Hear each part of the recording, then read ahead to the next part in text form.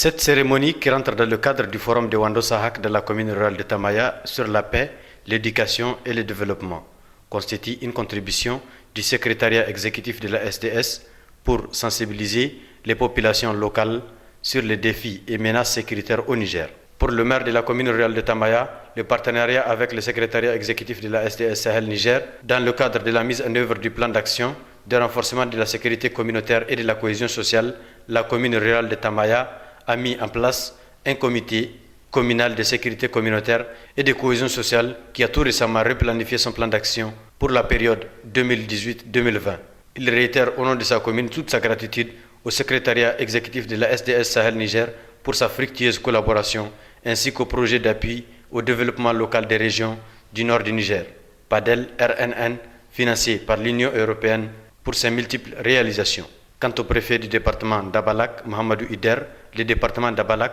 comme toute la bande du nord du Niger, n'est pas épargné par les menaces multiples qui sont d'ordre sécuritaire, climatique et environnemental. D'une manière générale, les phénomènes de circulation des armes et de trafic de la drogue, ainsi que les tentatives pressantes d'enrôlement des jeunes par les groupes terroristes en particulier. Il a aussi souligné que la situation est devenue préoccupante avec les crises au Mali et en Libye à la suite des événements que ces pays amis ont connus. En dépit de l'impact économique et financier sur la zone, les pouvoirs publics fournissent des efforts importants pour la sécurisation des personnes et de leurs biens, ainsi que la réalisation des investissements socio-économiques et culturels. Face à ces défis et menaces sécuritaires, le secrétariat exécutif de la SDS Sahel Niger multiplie les initiatives en faveur des collectivités territoriales et des populations locales pour renforcer la sécurisation communautaire et assurer la cohésion sociale. Le gouvernement du Niger, dans le cadre du programme de renaissance du président de la République, son Excellence Issoufou Mahamadou, fait des questions sécuritaires et de développement sa principale priorité. Cette volonté a été déclinée dans la déclaration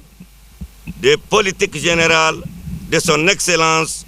M. Birji Rafini, Premier ministre, à travers l'accroissement des investissements productifs et sociaux dans les zones vulnérables. Le représentant de la SDS Sahel Niger, Sabit Idrissa, a indiqué que l'objectif global du projet PADEL RNN est de contribuer à la sensibilisation au développement local des régions du nord du Niger, particulièrement celles d'Agadez, Tawa et Tillabéri.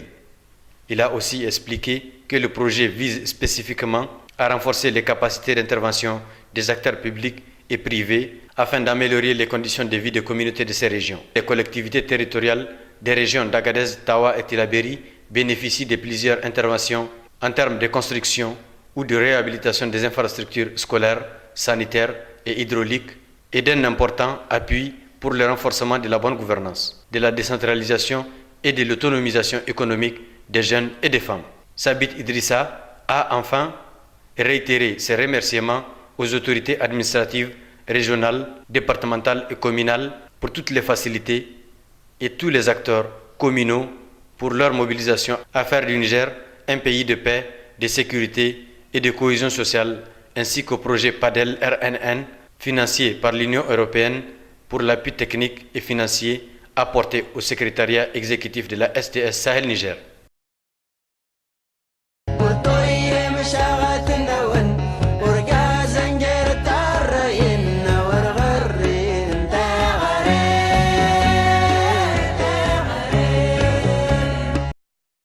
Organisé par l'association AKH Fraternité, ce grand rassemblement annuel, qui est à sa deuxième édition, a enregistré la présence de plusieurs membres du gouvernement, des députés nationaux, du secrétaire général exécutif adjoint du Conseil de l'Entente, des autorités administratives et coutumières, des responsables des forces de défense et de sécurité, des responsables des services techniques déconcentrés de l'État, ceux des projets, programmes et ONG, ainsi que plusieurs membres de l'association AKH Fraternité, principale organisatrice du forum.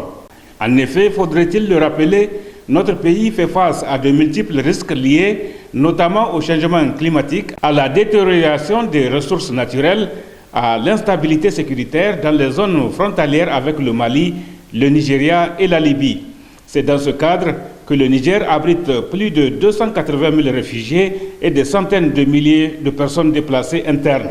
Cette situation a un impact sécuritaire et économique sur le développement de notre pays. Le présent rassemblement est donc le cadre idoine pour faire la promotion de la paix et du développement local et régional. Il offre aussi l'occasion pour certaines ONG intervenant dans la zone d'accompagner les efforts du gouvernement tendant à améliorer les conditions de vie des populations rurales, telles que Haditamet, qui a procuré des centaines de pièces d'état civil à travers l'organisation des audiences foraines. Il est en effet très important pour les acteurs associatifs en charge de la promotion de la consolidation de la paix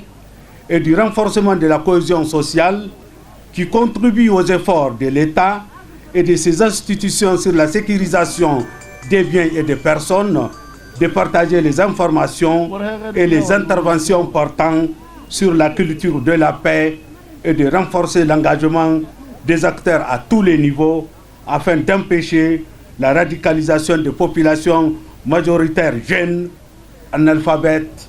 et sans emploi. Haruna Asakale d'exhorter les participants à des concertations mutuelles sur l'identification des bonnes pratiques et à plus d'efforts et d'énergie pour responsabiliser et outiller les populations sur les valeurs de l'unité nationale, de la tolérance, de la solidarité, de la fraternité et de la paix.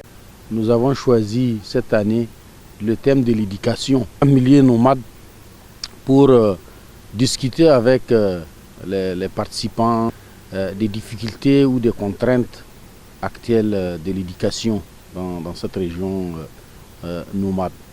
Occasion pour le directeur adjoint du cabinet du Premier ministre de souligner la volonté des responsables de la 7e République de créer des conditions de stabilité à travers l'accroissement des investissements productifs et sociaux dans les zones vulnérables à l'insécurité et aux conflits communautaires. S'agissant de la question fondamentale de sécurité, le gouvernement du Premier ministre Birji Rafini a pris sous les directives éclairées du président de la République des mesures vigoureuses qui placent les défis sécuritaires au rang des priorités, car la sécurité est la base de tout développement. Outre les dispositions strictement militaires qui ont vu l'accroissement des ressources, des moyens et des matériels au profit de nos forces de défense et de sécurité, le gouvernement a inscrit la maîtrise de la problématique de sécurité sous l'angle du développement avec comme philosophie l'instauration de la sécurité par le développement, par des réalisations à l'endroit des jeunes. Et c'est pourquoi le gouvernement met en œuvre des projets de développement à la base à travers la haute autorité à la consolidation de la paix et la stratégie de sécurité et de développement dans les zones sahélo-sahariennes. Faudrait-il aussi rappeler que pour garantir les conditions de la stabilité, le gouvernement a créé entre autres des institutions telles que la haute autorité à la consolidation de la paix, la stratégie pour le développement et la sécurité dans les zones sahélo-sahariennes du Niger, SDS Sahel Niger.